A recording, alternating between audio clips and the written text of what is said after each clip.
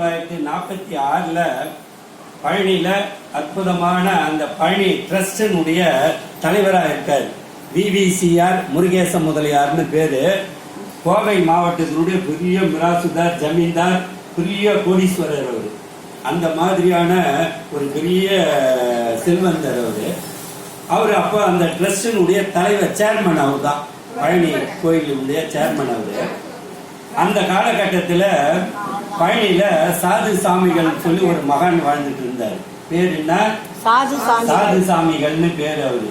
அவரு தினம் காலையில வந்துட்டாருன்னு வச்சுக்க, ராத்திரி வரைக்கும் முருகப்பெருமான் சன்னிதிலே இருப்பார். ராத்திரி கோயில சாத்தன உடனே வெளில வருவாரு. வெளியில நின்றுக்கிட்டு அழுவாராம். அப்புறம் எல்லாரும் போயிட்டு, ஏன்பா இப்ப போய் அழறீங்கன்னா, ஐயோ இதோட என் முருகனை நான் நாளைக்கு காலையில தானே பார்ப்பேன். கோயில மூட்டாங்களா, அதுக்காக நாளைக்கு காலையில தானே பார்ப்பேன் அப்படின்னு சொல்லிட்டு அழுவாராம் அவர் நின்றுக்கணும். அதுக்கப்புறம் கீழே இறங்கி வருவாரு.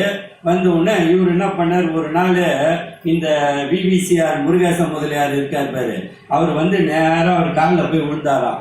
யாரு? சாது சாமிகள் காலில். சாமி, எனக்கு ஒரு அருள் கொடுக்கணும் நீங்க அப்படின்னாராம். என்னடா அப்படின்னாராம். இல்ல, எனக்கு ஒரு ஆண் வாரிசே இல்லை, நீங்க ஏதாவது ஒரு கருணை மழை பொழிஞ்சு எனக்கு புள்ள பிறகுற மாதிரி ஒரு அருளை கொடுக்கணும் அப்படின்னு சொல்லி கேட்டாராம். அவர் சொன்னாராம், டேய், முருகன் மனம் குளிரணும், மாலையில ஒழுகிற மாதிரி பால் அபிஷேகம் பண்றான் முருகனுக்கு அப்படின்னாராம். மாலையில ஒழுகணுமா, பால் அருவி பாயிற மாதிரி. மழை பெஞ்சமாக்கா மலையில அருவி பாயுது பாரு, அந்த மாதிரி பால் பாயினண்டா, அந்த மாதிரி அபிஷேகம் பண்றா அப்படின்னாராம். இவர் என்ன பண்ணாரு, மறுநாள் ஆளுங்கிட்ட எல்லாம் சொல்லி அந்த சுத்து வட்டாரத்துல திண்டுக்கல், ஒட்டஞ்சாத்திரம், இந்த பக்கம் பொள்ளாச்சி, பழனி, கோவை, எல்லா இடத்துலயும் 100 கிலோமீட்டர் சுத்தால இருக்கிற எல்லா பாலையும் வாங்கிட்டு வாங்கடான்னு சொல்லி ஆள அனுப்பிச்சாராம்.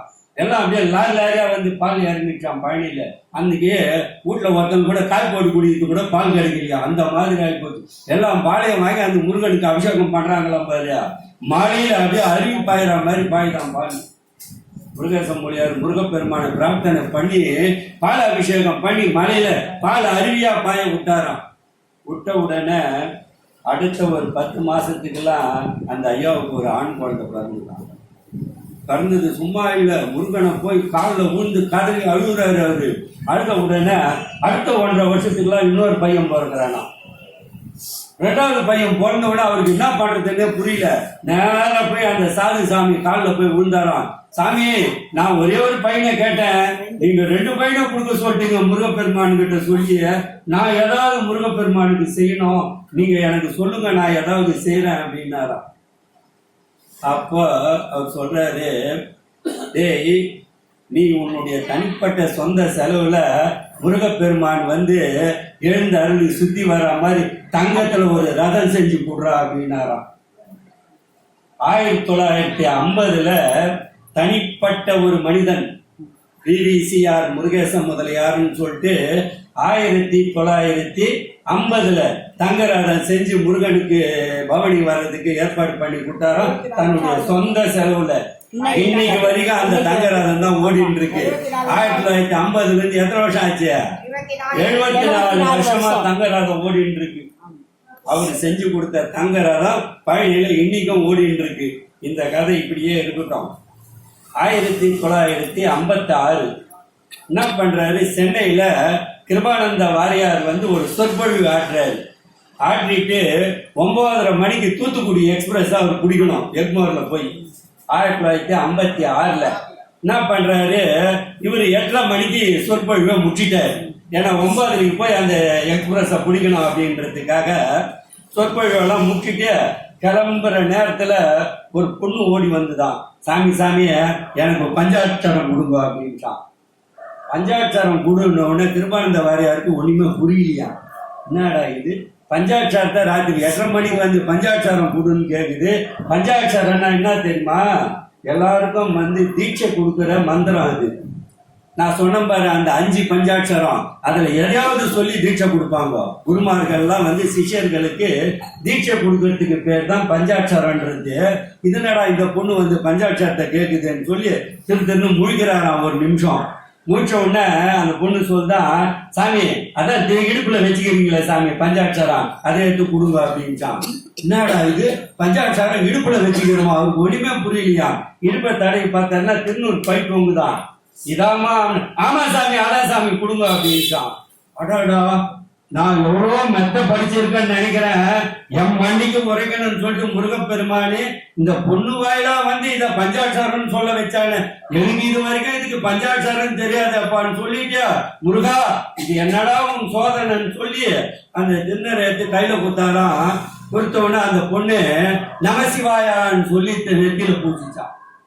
அப்ப அதுக்கு பேர் என்ன? நெத்தியில என்ன பூசிச்சது? நமசிவாயான்னு சொல்லி நெத்தியில பூசிச்சான். அடடா, நெத்தியில நமசிவாயம் பஞ்சாட்சரம் மந்திரத்தை சொல்லி பூசறதுனால இந்த திருநீருக்கு பேரு பஞ்சாட்சரன்றது எனக்கு இது வரைக்கும் தெரியாத போயிடுச்சு. முருகா என்ன மன்னிச்சிடுறான்னு சொன்ன உடனே அடுத்து ஒரு பொண்ணு வந்து திருநூறு கேட்டுதான். அடுத்து ஒரு பொண்ணு வந்து எனக்கு நமசிவாயம் கொடுச்சான். இப்படியே சொல்லி சொல்லி அங்க இருந்து அத்தனை பேரும் பஞ்சாட்சரம் வாங்கிக்கிறேன்னு சொல்லி வாங்கினாங்க. பேரு மணி 9:40 ட்ரெயின் போயிடுச்சு. கேட்கறவங்களை கொடுக்காத போக முடியுமா? முருகா, இது என்னடா சோதனை? நான் வந்து திருச்சிக்கு போய் திண்டுக்கலுக்கு போய் பழனிக்கு போனோம். நான் காலையில அங்க போய் ஒரு சொற்பொழிவு ஆட்டணுமே. நாளைக்கு காலையில நான் பழனிக்கு போனவன். முருகா, என்ன இந்த மாதிரியா பண்ணிக்கேடா நீ வேண்டாராம்.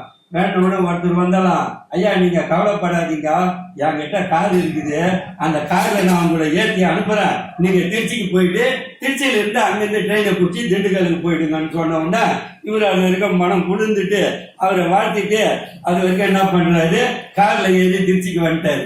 திருச்சியில வந்து அங்கிருந்து ட்ரெயினை பிடிச்சி திண்டுக்கலுக்கு போறாரு. காலையில 6 மணிக்கு திண்டுக்கல்ல போய் இறங்குறாரு. இறங்கின உடனே கம்பார்ட்மெண்ட்டை விட்டு பக்கெட் கம்பார்ட்மெண்ட்ல இருந்து இந்த விவிசிஆர் முருகேச மொழியார் இறங்கினாராம். இறங்கின உடனே இவரை பார்த்த உடனே, ஐயா வணக்கம், எங்க என்ன உடனே, இல்ல இந்த மாதிரி பழனியில எனக்கு முற்றுவதில்லை, இன்னைக்கு ஒரு சொற்பொழிவு, நான் இந்த மாதிரி கதையாகி போச்சு சென்னையில, நான் என்ன பண்றதுன்னு தெரியல, ஒருத்தர் காரை கொடுத்து உதவி என்ன அமிச்சாரு அப்படின்னாராம். அப்படியா, நேற்று நீங்க 8:30 மணிக்கு 9:30 மணிக்கு தூத்துக்குடி எக்ஸ்பிரஸ் புக் பண்ணிருந்தீங்களா? ஆமா உடனே பேப்பரை எடுத்து காட்டுறாராம். தூத்துக்குடி எக்ஸ்பிரஸ் அரியலூர்ல போய் ஆக்சிடென்ட் ஆகி போய் 400 பேர் செத்து போயிட்டாங்க.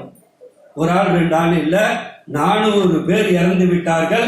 ரயில்வே மந்திரி லால் பகதூர் சாஸ்திரி ராஜினாமா அப்படின்னு சொல்லி கொட்டை எழுத்துல பேப்பர்ல வருதான். அதை எடுத்து காட்டுறாராம். திருவாரூர் எப்படி இருக்கான், பகவானே நேற்று ராத்திரி போக வேண்டியவன் என்ன அந்த பொண்ணு ரூபத்துல வந்து பஞ்சாட்சரம் கூடுன்னு சொல்லி என்னை நிறுத்தி என்னை காப்பாத்திட்டியே, நான் இனிமேல் ஒவ்வொரு கிருத்திகைக்கும் பழனி மலையில வந்து நான் வந்து சொற்பொழிவு பண்றேன்னு சொல்லி ஒரு சங்கல்பம் பண்ண உடனே அவர் சொன்னாரா, சாமி நீங்க வாங்க, என் காரில் உங்களை நான் பழனிக்கு இட்டும் போறேன்னு சொல்லி அவர் இட்டும் போனாராம். அப்பத்துல இருந்து கடைசி காலம் உடம்பு முடியாத வரைக்கும் கிருத்திகை அன்னைக்கு பழனியில போய் சொற்பொழிவு பண்ணாராம் கிருபானந்த வாரியார். அவரை காப்பாந்திருந்து இந்த திருநீரும் அந்த பஞ்சாட்சர மந்திரமும் சொல்லி அவர் இது அவருடைய வரலாறுல இதை பதிவு பண்றாரு. அற்புதமான ஒரு நிகழ்வு இது.